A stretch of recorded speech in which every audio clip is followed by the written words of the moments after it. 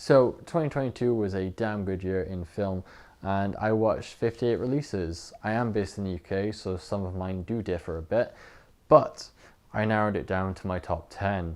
I'm probably going to go through the first 5 pretty quickly because otherwise this video will take forever. But yeah, here we go. Starting the list at number 10, we have Barbarian. This is a wild ride of a film, and I refuse to say anything else because I don't want to spoil a single detail about this film. At number 9, we have the Banshees of Inisherin. I hope I pronounced that properly. This takes a pretty daft concept and runs with it. It's anchored by 2 brilliant performances from Colin Farrell and Brendan Gleeson, and there's some superb writing. It's truly a dark comedy in every sense of the word because it goes from utterly daft to truly bleak and helpless. Then at number 8, we have Red Rocket. I know Sean Baker is a pretty outspoken and strong voice about the use of celluloid film, but when you see the results you can understand why, because this film is stunning to look at. At least I really enjoyed the look of it. Simon Rex is tremendous as the charismatic scumbag that is Mikey Saber, and well, the use of Bye Bye Bye by NSYNC is possibly one of the best needle drops I've seen in years. So at number 7, I have The Northman. Robert Eggers has done it again. Beautiful brutality and terrific performances from all. But honestly, the score might be the highlight of this for me. I'm a sucker for strong visual styles as well, and this is gorgeous at times. This is truly an epic film. At 6, we have Nope. Jordan Peele's directorial vision continues to impress me. The way he plays with subgenre and the expectations that come with it is interesting. And with Nope, we find Peele commenting on the morality of spectacle and how heavily linked cinema is to it. There are much smarter people than me that can explain it better, but I just remember enjoying how tense and atmospheric this is at times. And we're now into the top 5, and we're kicking it off with The Worst Person in the World. Life and love. 2 simple things in concept, but so convoluted and difficult in execution. We're forever searching for definitive answers and shortcuts that are going to somehow make it all make sense. It never does, but still we try. The Worst Person in the World effectively captures a snapshot of this, the endless search to figure out who we are and what we want. I'm 24 and I find myself caught in this. I thought I knew what I wanted, but I didn't. Or I do? I don't know. It weighs on me heavily, this uncertainty, and I see that in Julie. The difference is that she's willing to blow up her life and change in pursuit of the unknowable. This is wonderfully directed by Joachim Trier and anchored so brilliantly by Renat Rensev. Again, I'm terrible with pronunciations, but I'm trying. One of the performances of the year for me, and such a real character. She's imperfect and indecisive. Trier doesn't tell us whether she's wrong or right, simply gives us the context and allows us to decide for ourselves. That trust in the audience's empathy is a breath of fresh air. At 4, we have Decision to Leave. This is a twisted love story wearing the skin of a Hitchcockian thriller. It's so wonderfully crafted, with the scene transitions being a particular highlight to me. So brilliantly shot and performed by all. I think one of the things I most appreciated was just how well they used and presented the use of mobile phones, because it's so difficult to do that. To do it in a way that A, doesn't break immersion, and B, is actually interesting. And yet they achieved it here. The editing and overall form of the piece is truly excellent.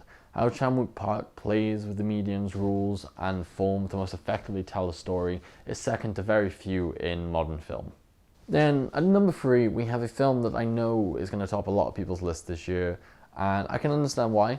And I don't have a whole lot to say about it, I just really appreciate it for what it is, but it did leave me thinking that in the grand scheme of things, our existence as humans is equivalent to a speck of dust. So fleeting is our time that everything can feel meaningless, but that's exactly why it's meaningful. To spend that doing what we love with who we love, this is simply the best way to live. Do not get bogged down in the what could be, simply live in the what is. This film manages to be so absurd, yet existential and heart-wrenching, sometimes all at once. I was worried the hype was too much, but it really wasn't. This is a really damn good film. And at number 2, I have Aftersun, which is a film I knew basically nothing about until about a couple of days before I went to see it in Chapter Arts Centre, which is our local indie cinema. but it stuck with me. Like, the film unlocked some cool memories while simultaneously warming and breaking my heart. It's a wonderfully crafted and performed piece of cinema that has caught me at a particular time in my life, and often it's something that's overlooked when we discuss why we love the media we do, is where we are in our lives when we watch it, because sometimes it can just land better. The narrative of this film and the way it structures feels like it's building towards some explosive event, a reason for the character to reflect, but we never really get the answers we think we want. Instead, we're left with what is essentially a mood piece, a melancholic reflection of a seemingly happy time. As a feature-length directorial debut, this film demonstrates so much restraint and such excellent control over the craft. Charlotte Wells is a name to keep an eye on moving forward. I struggle to think of many films that have managed to truly harness the power of old home videos as well as this. At number 1, I've got The Batman. I feel bad because this is the second year in a row I've had like a big blockbuster mainstream film as my number 1 pick. I feel like my indie cred is just slowly disintegrating, but I just can't deny how much I adored this film for a multitude of reasons. For a start, I watched it in the cinema and I loved it, and at the time I thought, oh shit, this is a masterpiece, it's going to be my favourite film of the year. But I thought, no, I'll watch it again when it came out digitally. I did. I've watched it like 2 or 3 times, and I still love it.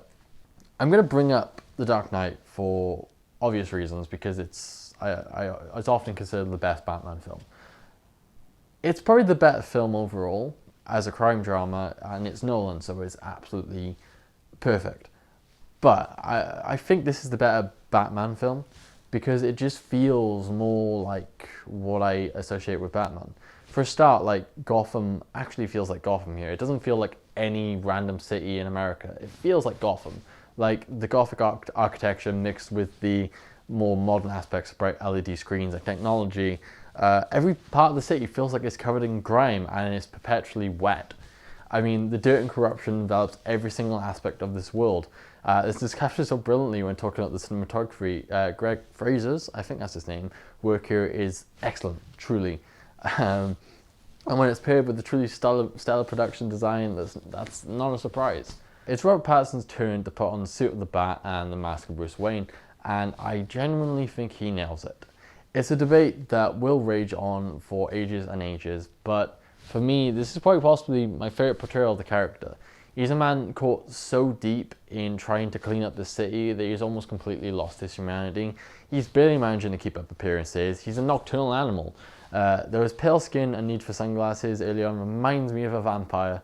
You cannot escape your past, Rob.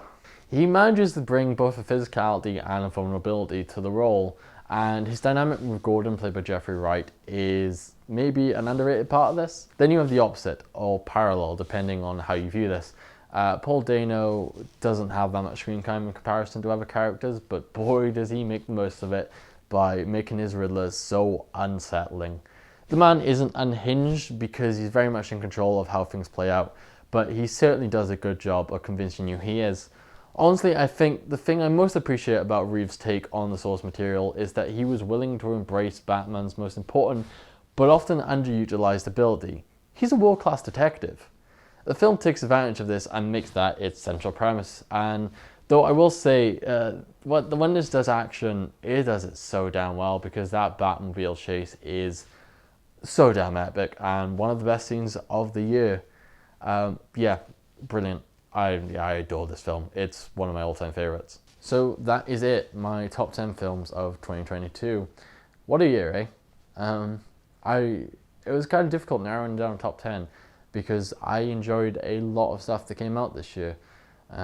But, you know, gotta pick 10, and that's what I did. Yeah, so let me know what you think about my picks, if you've seen any of them. What is your top 10 films of the year? Let me know in the comments.